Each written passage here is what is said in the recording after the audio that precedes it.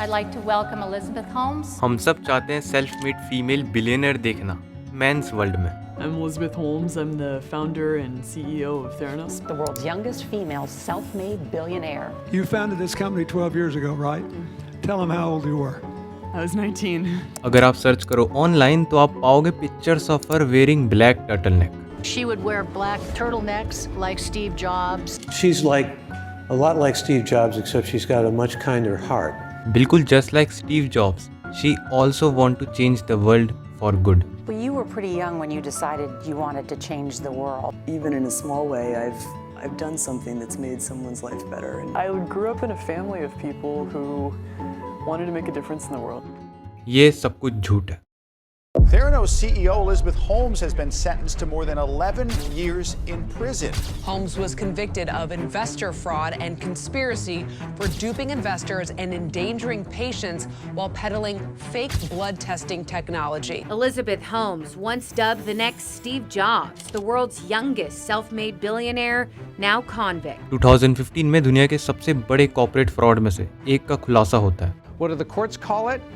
Fraud, perjury, lies, deception. This is the most extreme example of shame and degradation I've ever seen in the corporate world. You know that's a fake voice? That deep voice you had? So she faked scary. She faked a voice. In Silicon Valley, she was the new darling and sold her little tale. And everybody bought it for a while. Surprisingly इतने बड़े $1 billion fraud को ये कुछ लोग मिलकर अनरिवील करते हैं, जिन्हें पब्लिक विसल ब्लोअर का नाम देती है। Who single-handedly reported on and essentially took down the biggest fraud in the history of Silicon Valley. ये बहुत ही अच्छा एग्जाम्पल है जब इंसान का एम्बिशन उसके माइंड पर काबू कर ले और वो अपने ही बनाए हुए झूठ को सच मानने लगे तो क्या होता है। क्योंकि इस पूरे फ्रॉड के बावजूद भी एलिजाबेथ होम्स अपने सेम ड्रीम के साथ नई कंपनी बना चुकी है। Elizabeth Holmes' partner has a new blood testing startup. The new startup slogan is, "This time it's for real. We swear." बहुत कुछ है इस स्टोरी के अंदर, तो चलो इसे आराम से बैठ के देखते हैं।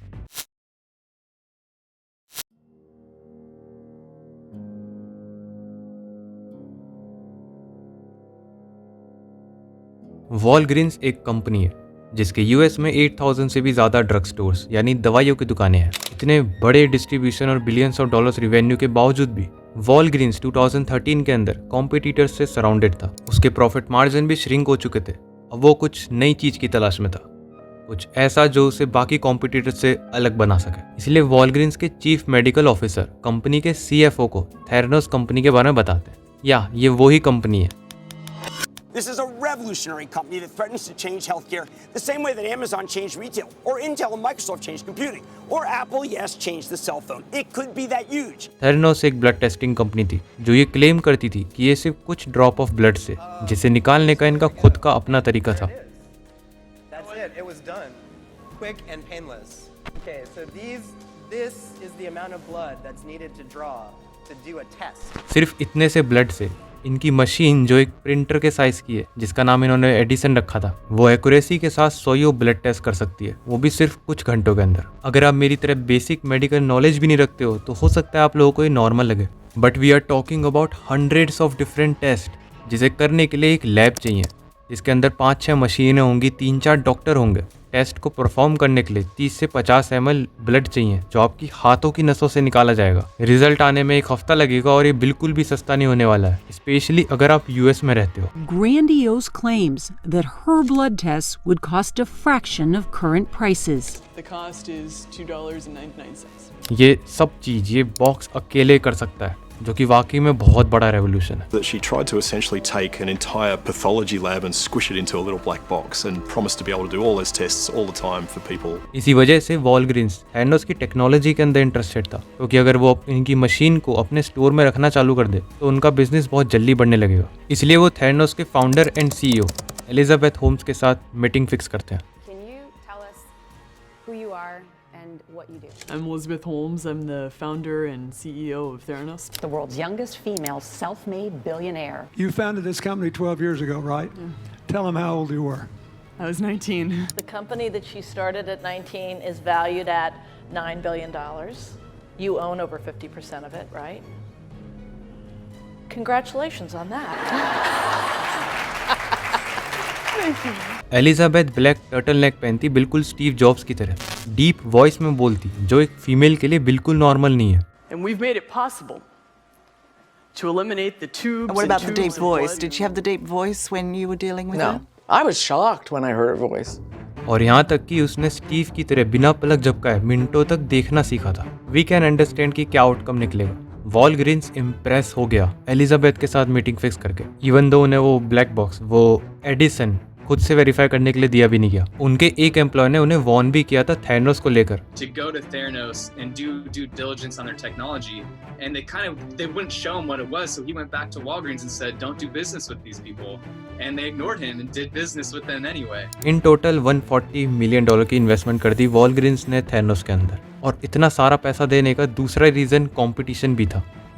वॉलग्रीन्स का सबसे बड़ा कॉम्पिटिटर CVS था, और वॉलग्रीन्स बिल्कुल भी नहीं चाहता था कि CVS को थैनोस की रेवोल्यूशनरी टेक्नोलॉजी के बारे में पता चले और वो उनसे पहले थैनोस के साथ पार्टनरशिप कर ले। बेसिकली ये सब कुछ फोमो यानी फियर ऑफ मिसिंग आउट की वजह से हुआ है। वॉलग्रीन्स ने बिना खुद से थैनोस की टेक्नोलॉजी को वेरीफाई करे उन्हें $140 मिलियन दे दिए। एंड सितंबर 2013 के अंदर थैनोस वॉलग्रीन्स के पैलो अल्टो वाले स्टोर के अंदर अपनी मशीन को रखता भी है जिससे पब्लिक का ब्लड टेस्ट किया जा सके। This CEO is out for blood. ये कंपनी 9 साल पहले यानी 2004 के अंदर खुली थी, और ये पूरे 9 साल बाद 2013 के अंदर पहली बार लाइव जाते हैं अपनी टेक्नोलॉजी के साथ, जिसके बाद थैनोस कंपनी की वैल्यूएशन $9 बिलियन बन जाती है। और कंपनी की फाउंडर एलिजाबेथ होम्स, जिसके पास कंपनी के 50% से भी ज़्यादा शेयर्स थे, वो अब सेल्फ मेड फीमेल बिलियनर बन जाती है।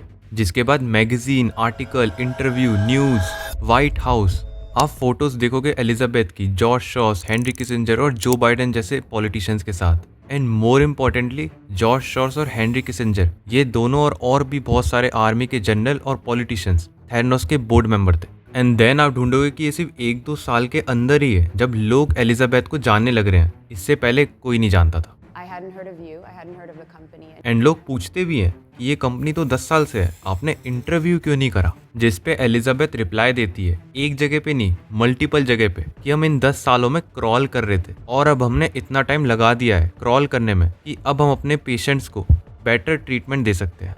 और इसके भी ऊपर एलिजाबेथ कहती है कि हम बाकी लैब की तरह नहीं है जो क्वालिटी को कॉम्प्रोमाइज़ करते हों। हम पहली और अकेली ऐसी लैब है जो अपने सारे टेस्ट को FDA को सबमिट करती है। FDA यानी US government. We became the first lab and only lab to voluntarily submit all of our tests to FDA. ये सक्सेस सिर्फ एलिजाबेथ और थैनोस की नहीं थी, ये सक्सेस पूरी सिलिकॉन वैली की थी, क्योंकि एलिजाबेथ ही फर्स्ट फीमेल बिलियनर थी। In Silicon Valley, she was the new darling. Elizabeth की सबसे बड़ी एडवांटेज उसकी ये इमेज थी, एक यंग एंटरप्रेन्योर जो बचपन से ही रेवोल्यूशन लाना चाहती है। वो हमेशा बात करती कि उसे लोगों की मदद करनी है। Well, you were pretty young when you decided you wanted to change the world. I grew up in a family of people who wanted to make a difference in the world. And over time, I started to see business as a vehicle for making a change in the world. I feel like the luckiest person in the world because I get to live every single day knowing that even in a small way, I've done something that's made someone's life better. And what do you do for fun? I do Theranos. Do you own a TV? No. Why not? I work all the time. आप कितने article और interviews देखोगे जिसके अंदर young females Elizabeth की तरह बनना चाहती हैं। I think that's the role model that we need. We need more of these role models for young women. Yes, you are definitely a role model. You are the complete package of beauty and brains. So you have the patent black turtleneck trademark. So have you been inspired by Steve Jobs as well? She's a lot like Steve Jobs, except she's got a much kinder heart. It's reasonable to compare you, I usually don't do this, to Steve Jobs and what he did for computing. She would wear black turtlenecks like Steve Jobs and sold her little tail, and everybody bought it for a while. Walgreens के अंदर Thanos की machine रखने के सिर्फ 3 महीने पहले 2013 के अंदर ही थैनोस के सबसे पुराने साइंटिस्ट आयन गिबन्स सुसाइड कर लेते हैं। ये खबर उस टाइम पे थैनोस बाहर नहीं आने देता, पर बाद में पता चलता है कि वो डिप्रेशन में थे क्योंकि थैनोस की टेक्नोलॉजी वर्क नहीं कर रही थी। And he told me that he couldn't imagine why people were giving the company any money because there was no invention. There's nothing there. वो काफी बूढ़े थे तो उन्हें डर था कंपनी छोड़ने का, क्योंकि उन्हें कहीं और जॉब नहीं मिल सकती थी। तो वो थैनोस के बोर्ड को कंप्लेन करते हैं। कंप्लेन करने की वजह से एलिजाबेथ ने उन्हें कंपनी से बाहर निकाल दिया था। फिर कुछ टाइम बाद उन्हें वापस उनकी रैंक कम करके हायर कर लिया गया। वो मेंटली ब्रेकडाउन हो चुके थे, पर थैनोस के नॉन डिस्क्लोजर एग्रीमेंट की वजह से वो खुल के किसी को भी कुछ नहीं बता पाते, इवन अपनी वाइफ तक को भी नहीं। तो वो 16 मई 2013 में अपने आप को दवाइयों से ओवरडोज करके सुसाइड अटेम्प्ट करते हैं, सुबह उनकी वाइफ के द्वारा, जो आगे जाके विसल ब्लोअर बन जाती है थैनोस को गिराने में। वो अपने हस्बैंड को हॉस्पिटल लेके जाती है, पर फिर भी उनकी एक हफ्ते बाद डेथ हो जाती है। I think of it every day. I mean, I think of it all the time. Do you believe that if Ian had not gone to work for Theranos, that he would be Oh here? yeah, for sure. No question. ये story एक question raise करती है कि आखिर company के अंदर चल क्या रहा है।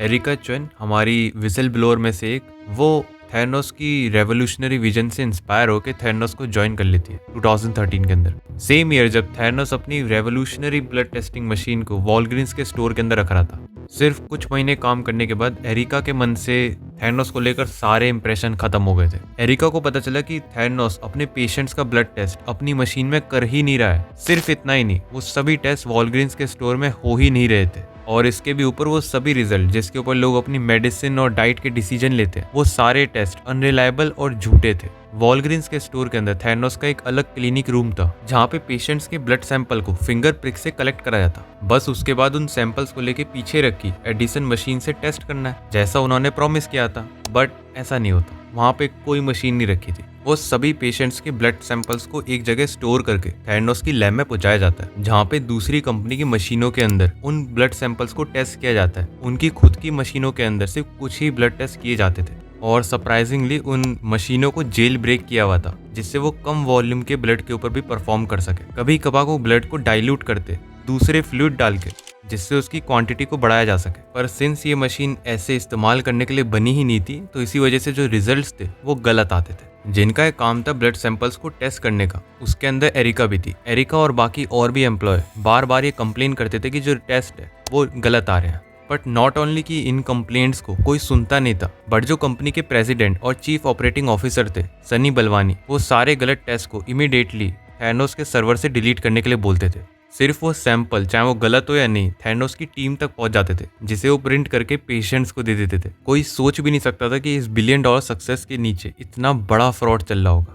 सिर्फ यही नहीं था जिसे देख के एरिका फ्रस्ट्रेटेड थी। And I'd gone into the office of the COO and I was raising my concerns. And the response that I got back is, you don't know what you're talking about. What you need to do is what I'm paying you to do, and you need to process patient samples. Company का माहौल बिल्कुल भी सही नहीं था। Elizabeth Holmes और सनी बलवानी दोनों deep loyalty चाहते थे अपने एम्प्लॉयज से। अगर उन्हें कहीं से भी भनक लगती कि तुम लॉयल नहीं हो, तो वो तुम्हें तुरंत ही कंपनी से बाहर निकाल देते। एक मीटिंग में एलिजाबेथ होम्स सभी एम्प्लॉयज के सामने ये कहती है कि थैनोस जो है वो रेवोल्यूशनरी कंपनी है, जिसे हमारी विजन की रिस्पेक्ट नहीं है, वो इस कंपनी को इमीडिएटली छोड़ सकता है। सनी बलवानी वैसे तो एलिजाबेथ से 20 साल बड़ा था, पर इसके बावजूद भी ये दोनों सीक्रेट रिलेशनशिप में थे। सनी हमेशा चेक करता था सीसीटीवी में कि कौन कितने समय काम कर रहा है। इस बात से सनी को बिल्कुल फर्क नहीं पड़ता था कि कोई प्रोडक्टिव काम हो भी रहा है कि नहीं। एक बार जब एक एम्प्लॉय पूरी तरह से किलस के अपना रेजिग्नेशन लेटर सनी के ऑफिस में ला के उसके हाथ में दे देता है साइन करने के लिए, सनी वो लेटर लेता है और उसके मुंह पे फेंक के मारता है वापस, और ये कहता है कि वो इसे एक्सेप्ट नहीं कर सकता, जिस बात का कोई सेंस ही नहीं बन रहा है। एक बार सनी एक एम्प्लॉय को कहता है कि वो आज उसे फिक्स करने वाला है, जैसे कि वो कोई टूटी हुई मशीन हो। ये अपनी सिक्योरिटी में बहुत स्ट्रिक्ट थे। जब भी कोई एम्प्लॉय को बाहर निकाला जाता या कोई भी इंसान बिल्डिंग के अंदर आता, तो उससे पहले नॉन डिस्क्लोजर एग्रीमेंट पे साइन कराया जाता, जिससे वो बाहर जाके किसी को कुछ ना बता सके।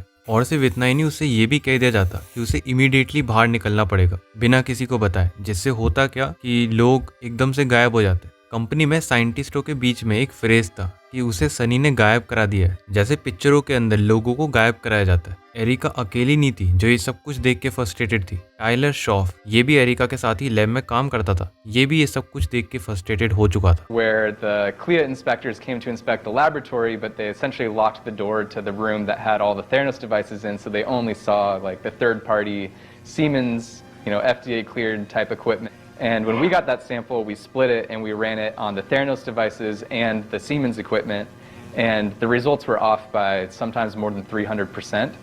And we decided to report the results from the Siemens equipment, not from the Theranos devices, even though we were running patient samples on the Theranos devices. But सिर्फ एक डिफरेंस था टाइलर शॉफ के अंदर, ये जॉर्ज शॉस का grandson था, formal US के secretary of state, जो कि इस समय पे थेरानोस के बोर्ड मेंबर भी थे। ये दोनों कंपनी छोड़ देते और इन दोनों को भी एनडीए पेपर साइन कराने के बाद टाइलर को धमकी दी जाती है कि अगर तुमने किसी को भी बाहर जाके कुछ बताया तो तुम्हारे अगेंस्ट लीगल एक्शन लिया जाएगा। इससे एक बात तो तय हो चुकी थी, थेरानोस भले ही बाहर से कितना चमक रहा हो, पर ये कंपनी अंदर से सिर्फ एक पत्तों का घर है जो कभी भी बिखर सकता है।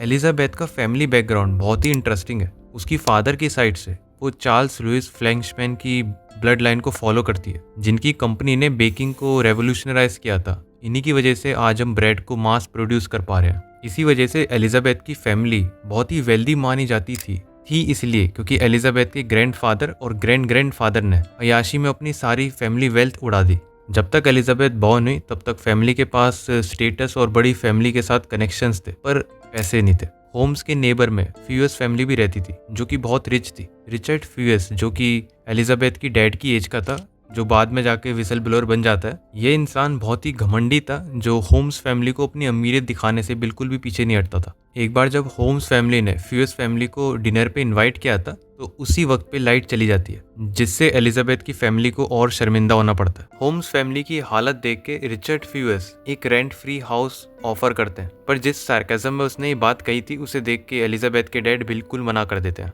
एलिजाबेथ को इस सब चीज़ों ने बहुत बदला था। जब एक रिलेटिव ने 10 साल के एलिजाबेथ से पूछा कि तुम बड़े होकर क्या बनना चाहती हो, तो ज़्यादातर बच्चे क्या जवाब देंगे, डॉक्टर, पेंटर, इंजीनियर, पर एलिजाबेथ ने जवाब दिया कि उसे बिलियनर बनना है। जब उस रिलेटिव ने हंसते हुए पूछा एलिजाबेथ से कि क्यों ना तुम यूएस की प्रेसिडेंट बन जाओ, तो एलिजाबेथ ने रिप्लाई किया कि यूएस प्रेसिडेंट तो मेरे से शादी करेगा क्योंकि मेरे पास $1 बिलियन होंगे। एलिजाबेथ बचपन से ही कॉम्पिटिटिव थी। जब सारे सिबलिंग्स और कजन साथ में बैठ के मोनोपोली खेल रहे होते थे तो मोस्टली एलिजाबेथ उन सभी को हरा देती थी, पर जब वो हारती तो वो गुस्से से उठ के जाली के गेट को तोड़ के उसके आर पार निकल जाती, और ऐसा एक से ज़्यादा बार हो रखा है। उसे बचपन से ही हारना बिल्कुल पसंद नहीं था। वो स्ट्रेट ए स्टूडेंट थी। उसी 9-10 साल की उम्र में उसने अपने पापा को लेटर लिखा था कि वो कुछ बड़ा और यूनिक करना चाहती है, कुछ ऐसा जिसे मैनकाइंड इम्पॉसिबल समझती हो। इन्हीं शब्दों से आप समझ सकते हो कि क्यों एलिजाबेथ स्टीव जॉब्स को इतना मानती थी। उसी की तरह रेवोल्यूशन क्रिएट करना चाहती थी। और जब वो स्टैनफोर्ड यूनिवर्सिटी से अपनी केमिकल इंजीनियरिंग कर रही थी तो 2003 के अराउंड उसे कॉलेज से इंटर्नशिप मिलती है सिंगापुर जाने की, जहाँ उसका काम था ब्लड सैंपल्स को कलेक्ट करना और उन्हें एनालाइज करना। उस टाइम में भी जैसे अभी का 2020 का कोविड वायरस था, उसी तरह से 2003 में भी वायरस चल रहा था जिसका नाम SARS था। वहाँ पे ब्लड टेस्ट करते हुए उसे पता चला कि जो ट्रेडिशनल ब्लड टेस्टिंग मेथड है वो बहुत ही एक्सपेंसिव और पेनफुल है, और साथ ही साथ इसको करने के लिए बहुत सारा ब्लड निकालना पड़ता और इसे होने में भी बहुत टाइम लगता, जिस वजह से जो पेशेंट्स हैं उनकी दवाइयाँ लेट हो जाती। तो वो कोई नया तरीका ढूंढना चाहती थी। वो जब सिंगापुर से वापस आती है अपने घर में तो वो पूरे 5 दिन के लिए अपने कंप्यूटर के सामने अपने कमरे में बैठी रहती है। इसी बीच वो सिर्फ 1 से 2 घंटे की नींद ले रही थी हर रात। एलिजाबेथ का प्लान था एक आर्म पैच बनाना जो कि माइक्रो नीडल का इस्तेमाल करके पेशेंट्स की ब्लड को अपने आप ही टेस्ट करके ज़रूरत की मेडिसिन को इंजेक्ट कर दे और जो रिजल्ट्स है उसे वायरलेसली डॉक्टर्स को सेंड कर दे। इसका पेटेंट एलिजाबेथ साइन कर लेती है और एक कॉलेज के दोस्त के साथ थेरानोस कंपनी खोल लेती है। कॉलेज के अंदर कुछ प्रोफेसर थे जो एलिजाबेथ को सपोर्ट करे थे उसके नए वेंचर पे, जैसे चेनिल आर रॉबर्टसन जो बाद में थेरानोस के बोर्ड मेंबर भी बन जाते हैं। पर कुछ और भी प्रोफेसर थे जैसे डॉक्टर फिलिप्स गार्डनर, जिन्होंने साफ बोल दिया था कि ये टेक्नोलॉजी कभी काम नहीं कर सकती। डॉक्टर गार्डनर बाद में विसल ब्लोअर बन जाती है, पर जैसे जैसे वो आगे बढ़ती है इस आइडिया के ऊपर उसे पता चलता है कि उसका आइडिया किसी साइंस फ्रिक्शन से कम नहीं है। इसी वजह से वो इस छोटे से आर्म पैच के आइडिया को स्विच करके एक प्रिंटर के साइज की मशीन बनाने की सोचती है जो सिर्फ कम ब्लड के ऊपर ब्लड टेस्ट करके रिजल्ट दे सके। अब ये मशीन बनाना पॉसिबल था, जिस तरह से मार्स पे इंसानों का जाना थियोरेटिकली पॉसिबल है, पर एक काम एक्सट्रीमली डिफिकल्ट था, स्पेशली सिर्फ कुछ बूंद खून की लिमिटेशन की वजह से। पर इसके बावजूद भी एलिजाबेथ इस आइडिया को ड्रॉप नहीं करती। वो अपनी फैमिली की जान पहचान के इन्वेस्टर्स से सक्सेसफुली $6 मिलियन को रेज कर लेती 2004 की एंड तक। एलिजाबेथ ने अपना कॉलेज ड्रॉप आउट कर दिया और अपना पूरा समय अपनी नई कंपनी को बनाने में दिया। इसी बीच एलिजाबेथ ने अपनी वॉइस को भी डीप बनाना चालू कर दिया था, जिससे लोग उसे बच्ची की तरह ना देखें। उसने इसी समय में black turtle neck Steve jobs की तरह पहनना भी चालू कर दिया और आदत डाल ली बिना पलक झपकाए मिनटों तक देखने की। वो कॉलेज में एक लड़के के साथ रिलेशनशिप में थी। उसने उससे भी ब्रेकअप कर लिया और उसे कह दिया कि वो अब उससे नहीं मिल सकती, उसे अपना पूरा टाइम अपनी कंपनी को बनाने में देना है। इसी बीच वो सनी बलवानी से मिलती है, जिसका जन्म वैसे तो पाकिस्तान में हुआ था, पर बाद में उसकी फैमिली इंडिया शिफ्ट हो गई थी।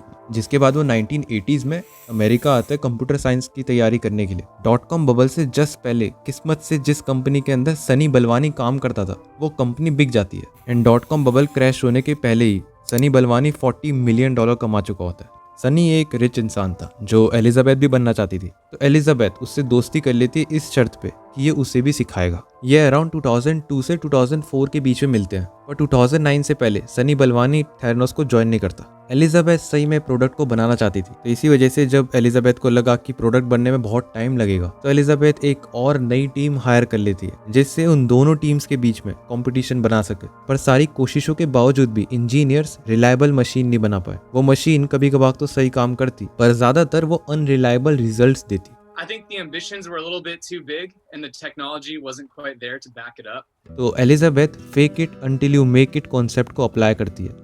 ये एक वेल नोन फ्रेज है सिलिकॉन वैली के अंदर, जिसका मतलब है कि अगर तुम्हें पता हो कि इस प्रोडक्ट को भी पूरी तरीके से चलने में कुछ साल लगेंगे तो तब तक तुम झूठ बोलो कि ये प्रोडक्ट बिल्कुल सही तरीके से चल रहा है। एलिजाबेथ की मशीन का नाम एडिसन था, थॉमस एडिसन के नाम के ऊपर, जो कि बिल्कुल परफेक्ट नाम है इस मशीन के लिए, क्योंकि थॉमस एडिसन भी एक फ्रॉडस्टर थे। वो पहले बड़े बड़े वादे कर देते थे अपनी मशीन को लेके, जबकि उन्हें खुद ही नहीं पता होता था कि कोई मशीन जो बनाने वाले हैं वो बनेगी कैसे। एलिजाबेथ अपने इन्वेस्टर्स को झूठे रिजल्ट्स दिखाने लगी कि उसकी मशीन बिल्कुल ठीक तरीके से काम कर रही है। जब कंपनी के चीफ फाइनेंशियल ऑफिसर ने ढूंढा तो वो एलिजाबेथ के पास जाके बोलता है कि ये तो एक स्कैम है, हम ऐसा नहीं कर सकते। तो एलिजाबेथ गुस्से से उसकी आंखों में घूरने लगी और ये कहा कि तुम टीम के हिस्सा नहीं हो और मेरे ख्याल से तुम्हें अब चले जाना चाहिए। एलिजाबेथ ने उसे अपने ऑफिस से नहीं निकाला था, उसे कंपनी से ही निकाल दिया था। एलिजाबेथ हर एक इंसान को कंपनी के बाहर निकाल देती जो भी उसके ऊपर क्वेश्चन उठाता। एक टाइम पे नासा के इंजीनियर्स को एलिजाबेथ ने हायर करा था, और जब मशीन नहीं बन पाई तो एलिजाबेथ ने और झूठ बोलना चालू कर दिया। एलिजाबेथ का झूठ बोलना बाहर की दुनिया से ही सीमित नहीं था, वो एक पैथोलॉजिकल लायर थी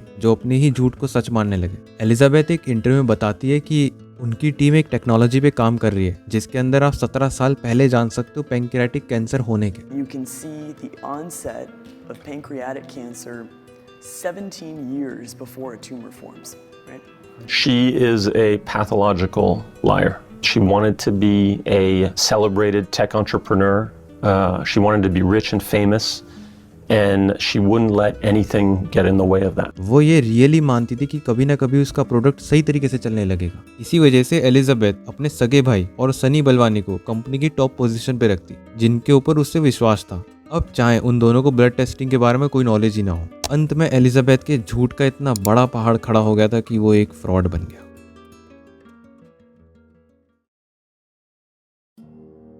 2014 में हेलोवीन के वक्त एलिजाबेथ ने कंपनी के अंदर पार्टी रखी थी, जिसके अंदर एलिजाबेथ खुद क्वीन की कॉस्ट्यूम पहन के आई थी और सनी शेक बन के आया था। सभी एंजॉय कर रहे थे सिवाय एक इंसान को छोड़ के, एलन बीम, जो ज़ॉम्बी की कॉस्ट्यूम में आया था।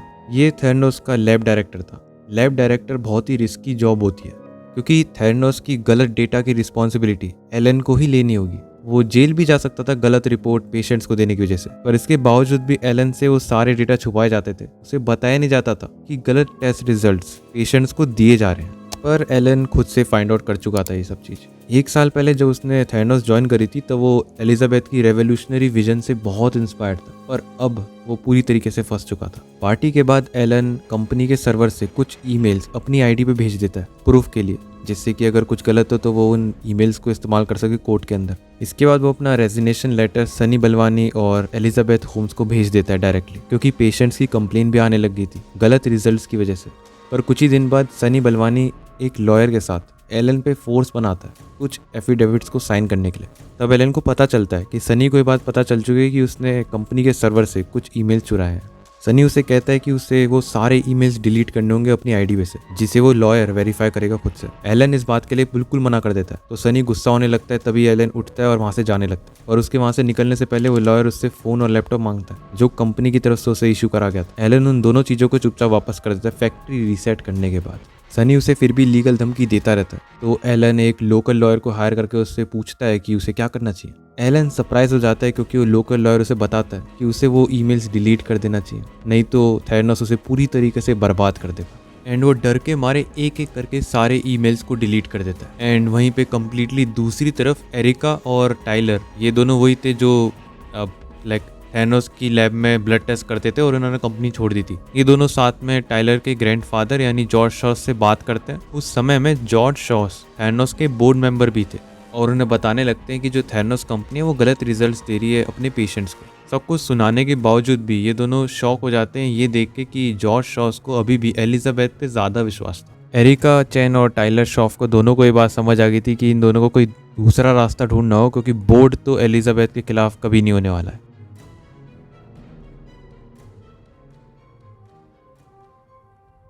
एलिजाबेथ ने 2014 के बाद अपने आप को क्लास बी शेयर्स पे स्विच कर लिया था, जिस वजह से वो 99.7% वोटिंग राइट्स होल्ड करती थी, सिर्फ ऑलमोस्ट कंपनी के 50% शेयर्स पे।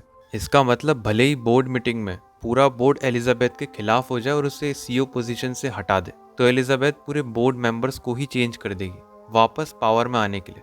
वेल, कहानी 2014 से पहले कुछ और थी, तो चलो थोड़ा सा टाइम में पीछे जाते हैं। 2008 में थैनोस की सेल्स टीम ने एक चीज ढूंढी कि एलिजाबेथ झूठे रेवेन्यू दिखा रही है अपने बोर्ड मेंबर्स को। वो नंबर्स बिल्कुल ही झूठे थे, तो इसी वजह से जो सेल्स टीम थी थैनोस की वो डिग डाउन करने लगी और उन्हें एक थैनोस के एम्प्लॉय से पता चला कि जो मशीन है वो भी काम नहीं करती। तो वो तीनों सेल्स टीम के एम्प्लॉय सारे एविडेंस लेके बोर्ड मेंबर्स के सामने रख देते हैं। इस समय में जो एलिजाबेथ थी वो रूम के बाहर बैठी हुई थी। रूम के अंदर सारे बोर्ड मेंबर्स ये एग्री कर लेते हैं कि एलिजाबेथ को सीईओ पोजीशन से हटाना होगा। फिर जब एलिजाबेथ को रूम के अंदर बुलाया जाता है तो पूरे 2 घंटे तक एलिजाबेथ इस तरह से नाटक करती कि पूरा बोर्ड वापस उसके साथ हो जाता है, जो स्टीव जॉब्स और इलॉन मस्क जैसे लोग भी नहीं कर पाए। बाद में वो ही सीईओ रहती है। वो तीनों सेल्स एम्प्लॉयज जिन्होंने बोर्ड मेंबर्स को एलिजाबेथ के खिलाफ करा था, उन तीनों को ही एक कहावत याद आती है कि अगर तुम राजा पर वार करो तो गलती से भी उसे जिंदा मत छोड़ो। और इन तीनों के साथ भी यही होता है। इन तीनों को एक एक करके कंपनी से बाहर कर दिया जाता है एलिजाबेथ के द्वारा। ये वो आखिरी वक्त था जब बोर्ड मेंबर्स ने एलिजाबेथ के ऊपर शक किया था, क्योंकि ओवर टाइम एलिजाबेथ ने बोर्ड मेंबर्स को सबको चेंज कर दिया और पावरफुल लोगों को बोर्ड में रखा, जिससे कंपनी के ऊपर कोई भी शक ना कर सके। जैसे जॉर्ज शॉस, यस ये वही हैं जो यूएस के सेक्रेटरी ऑफ स्टेट रह चुके हैं। हेनरी किसिंजर, ये भी यूएस के सेक्रेटरी ऑफ स्टेट रह चुके हैं। जेम्स मैटिस, ये यूएस मिलिट्री के 4 स्टार जनरल रह चुके हैं। Board was George Shultz, Jim Mattis, Henry Kissinger, and a bunch of 4-star generals. And someone said, this is like a board that's going to take over the world. सबसे बड़ा advantage Elizabeth का यही था कि इतने सारे powerful लोग board में होने की वजह से कोई भी कंपनी के ऊपर शक ही नहीं करता था। और सिंस इनमें से किसी को भी मेडिकल फील्ड की कोई नॉलेज ही नहीं थी, तो ये लोग एलिजाबेथ पे शक नहीं करते थे। एरिका, चैन और टाइलर शॉफ को दोनों को ये बात समझ आ गई थी कि इन दोनों को कोई दूसरा रास्ता ढूंढना हो, क्योंकि बोर्ड तो एलिजाबेथ के खिलाफ कभी नहीं होने वाला है।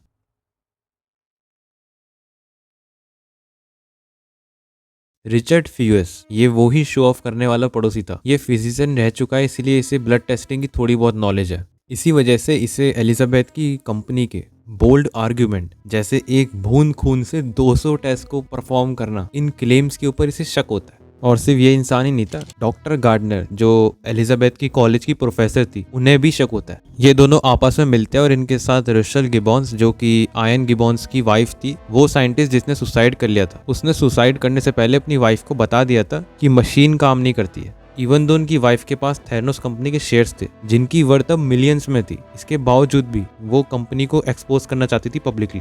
पर थैनोस के एक्सट्रीम लीगल बैकग्राउंड को देख के बिना ठोस सबूत के ये कुछ भी पब्लिकली रिवील नहीं करते। इसी वक्त में एक ऑनलाइन ब्लॉगर थैनोस के अगेंस्ट में एक ब्लॉग अपलोड करता है कि वाकई में थैनोस के पास ऐसी टेक्नोलॉजी है।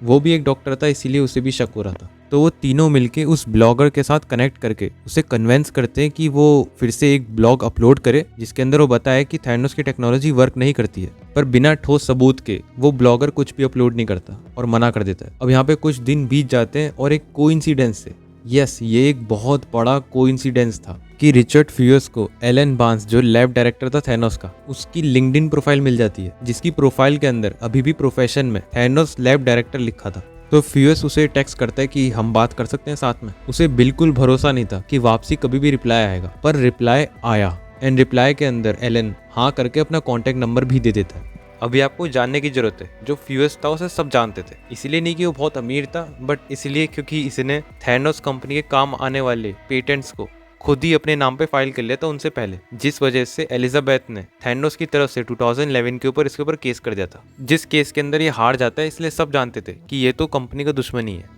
इसी वजह से एलन फ्यूएस से बात करना चाहता था, और इस समय पे एलन घबराया हुआ भी था क्योंकि थैनोस के फ्रॉड का इंजाम उसके सर पे आ सकता था, और अब तो उसके पास कोई प्रूफ भी नहीं था अपने आप को सही साबित करने के लिए। उसकी घबराहट फोन पे अलग से ही पता चल रही थी, तो इस वजह से वो एक होटल में मिलते हैं जहाँ पे रिचर्ड फ्यूएस पेन और पेपर में सब कुछ लिख लेता है, जो एलन उसे बता रहा था कि थैनोस की खुद की मशीन वर्क नहीं करती है, वो दूसरी कंपनी की मशीनों को जेल ब्रेक करके इस्तेमाल करते हैं, जिससे जो रिजल्ट है वो गलत आते हैं।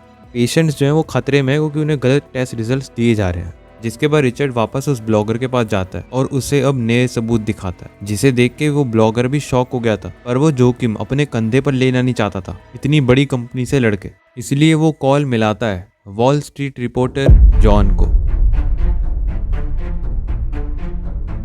बस अब सारे विसल ब्लोअर साथ में आ चुके हैं, अब रानी का गिरना तो तय है। जॉन जो वॉल स्ट्रीट जर्नलिस्ट था, उसका काम ही फ्रॉड की इन्वेस्टिगेशन करना था। वो एलन से बात करता है और उससे मेक श्योर करता है कि उसका नाम वो रिवील नहीं करने वाला है, जिससे उसे कोई प्रॉब्लम ना हो।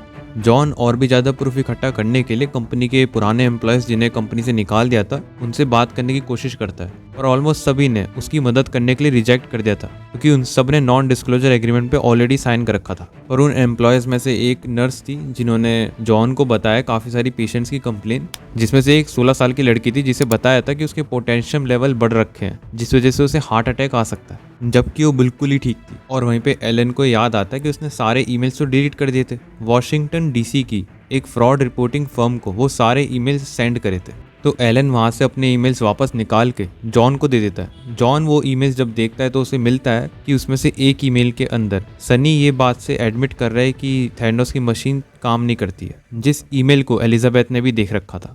तो ये बाद में झूठ नहीं बोल सकते थे कि सीईओ को लैब के बारे में कुछ नहीं पता था। जॉन बाद में एम्प्लॉयज़ को ढूंढते ढूंढते टाइलर्स की लिंक्डइन प्रोफाइल पे पहुंच जाता है और उसे मैसेज कर देता है, जिसके बाद टाइलर भी उसके साथ जुड़ जाता है और उसकी मदद करने लगता है। एंड साथ में एरिका को भी जोड़ लेता है। अब ये सारे विसल ब्लोअर साथ में मिल चुके थे और इन सबके पास ठोस सबूत भी थे थैनोस कंपनी के खिलाफ। पर इसके बाद भी जॉन नोटिस करता है कि जबकि इन लोगों का नाम डायरेक्टली यूज़ करा भी नहीं जा रहा है, इसके बावजूद भी ये सब के सब घबराए हुए हैं क्योंकि इन सब ने थैनोस के नॉन डिस्क्लोजर एग्रीमेंट पे साइन कर रखा था। तो इनके लिए बिल्कुल भी अच्छा नहीं होता अगर थैनोस को पता चल जाता कि ये इन्फॉर्मेशन पब्लिकली रिवील कर रहे हैं। एक बार जॉन अपने आप खुद जाकर वॉल्ग्रीन्स के स्टोर के अंदर थैनोस से ब्लड टेस्ट करा लेता है और वो ये देख के हैरान हो जाता है कि उसका ब्लड जो है वो ट्रेडिशनल मेथड से निकाला जाता है, यानी उस सुई से, ना कि फिंगर प्रिक करके उनकी खुद की रेवोल्यूशनरी टेक्नोलॉजी से। पर इसके बावजूद भी टेस्ट गलत आए थे। जॉन ने दूसरी लैब से कंपेयर किया था।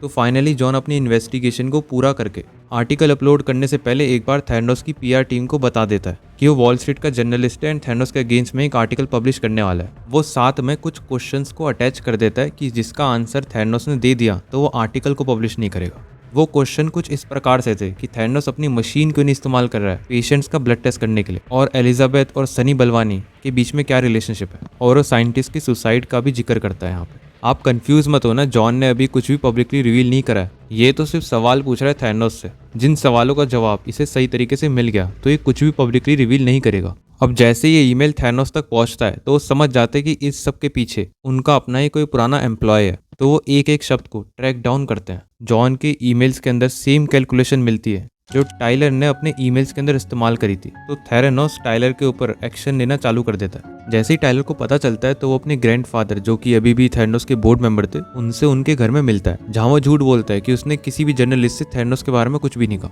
जॉन ने किसी का भी नाम पब्लिकली रिवील नहीं करा था, तो इस वजह से टाइलर झूठ बोल सकता था। पर तभी उसे उसके ग्रैंडफादर बताते हैं कि ऊपर कमरे में 2 थैनोस के लॉयर बैठे हैं जो तुमसे मिलना चाहते हैं। टाइलर को ये अंदर से अच्छा नहीं लगता क्योंकि उसने अपने ग्रैंडफादर से पहले ही कह दिया था कि कोई लॉयर नहीं होगा, हम सब एक फैमिली की तरह बात करेंगे। पर टाइलर अब अपने ऊपर शक नहीं आने देना चाहता था, तो वो नॉर्मल बिहेव करता है। वो दोनों लॉयर टाइलर के ऊपर दबाव बनाते हैं कुछ एफिडेविट साइन करने के लिए। अगर वो उन एफिडेविट्स को साइन नहीं करता है तो उसके ऊपर केस कर दिया जाएगा। ये सब कुछ सुनने के बावजूद भी टाइलर कोई एफिडेविट साइन नहीं करता है, वो वहाँ से उठ के चला जाता है। वही वॉल स्ट्रीट जर्नल में डेविड बॉयस, ये एक हाई क्लास लॉयर था जिसने 1990s में माइक्रोसॉफ्ट के अगेंस्ट भी बैटल लड़ी थी। इसे अब थैनोस की टीम हायर कर लेती है। ये वॉल स्ट्रीट में जॉन से बात करने के लिए आया था अपने एक पार्टनर के साथ। जॉन और उसका दोस्त डेविड बॉयस के साथ बैठते हैं मीटिंग करने के लिए, पर तभी डेविड बॉयस अपने ब्रीफकेस के अंदर से एक डिवाइस निकाल के कन्वर्सेशन को रिकॉर्ड करना चालू कर देता है, जिसे जॉन और उसके दोस्त देख के समझ जाते हैं ये कोई नॉर्मल कन्वर्सेशन नहीं है, ये उसे कोर्ट में इस्तेमाल करने वाला है।